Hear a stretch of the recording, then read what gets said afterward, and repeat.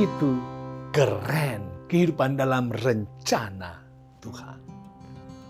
Kematian seseorang yang kita kasihi pasti menyedihkan. Apalagi kematian seperti 125 orang lebih di Stadion Kanjuruhan di Malang.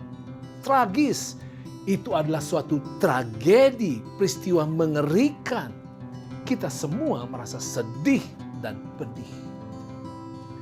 Pertanyaan penting sekarang adalah, sedang apa mereka sekarang? Maksudnya mereka yang telah mati, kemana? Sedang bagaimana? Bikin apa? Kalau mereka sedang baik-baik saja, syukurlah, kita tidak perlu terus tenggelam dalam kesedihan. Tetapi kalau mereka sedang semakin menderita, aduh, hati kita tentu terus merintih. Kebanyakan orang percaya bahwa jiwa seseorang tidak mati. Diyakini bahwa tubuh bisa mati dan musnah, tetapi jiwa seseorang tetap ada. Jiwa itu diyakini pergi atau dibawa ke suatu tempat dan menjalani kehidupan yang baru. Bahkan banyak yang percaya jiwa orang mati itu dapat kembali hidup di sekitar kita. Sebagai sahabat, sebagai kekasih, atau sebagai musuh, kuntilanak, genderuwo, hantu, pocong, ratu pantai selatan, dan lain-lain sebagainya. Saudara, ini disebarkan oleh sang ular atau setan.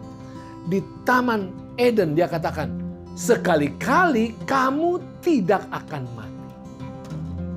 Perhatikan baik-baik. Bukanlah rencana Tuhan bahwa manusia tidak dapat mati.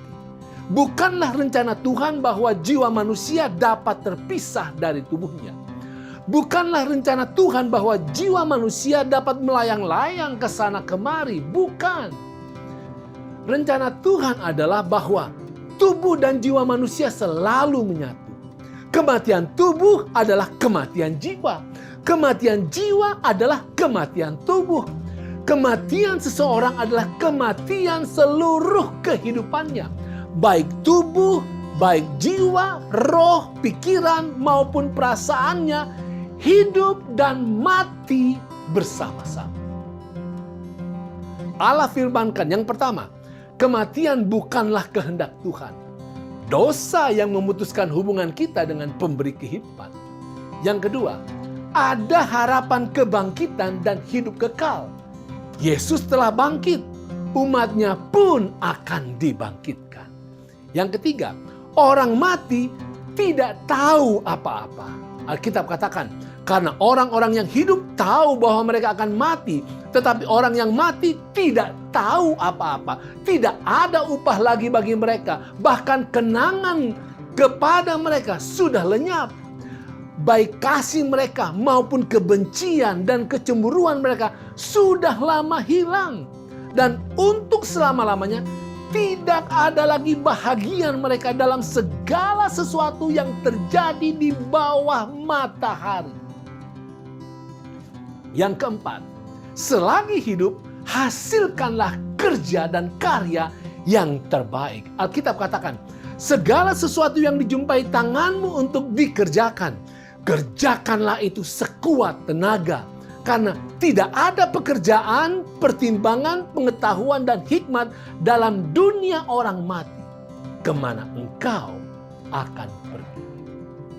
Yang kelima, apabila ada roh-roh orang mati yang bertemu dengan seseorang, ketahuilah itu adalah roh setan. Seperti di Taman Eden ketika dia menyamar sebagai ular yang hebat.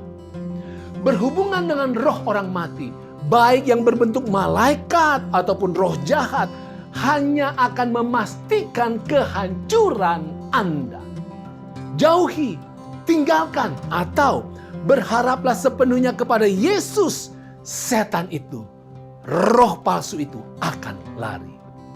Saudara, Yesus katakan, mereka yang mati, bagaimanapun cara kematiannya, mereka sedang tidur tenang.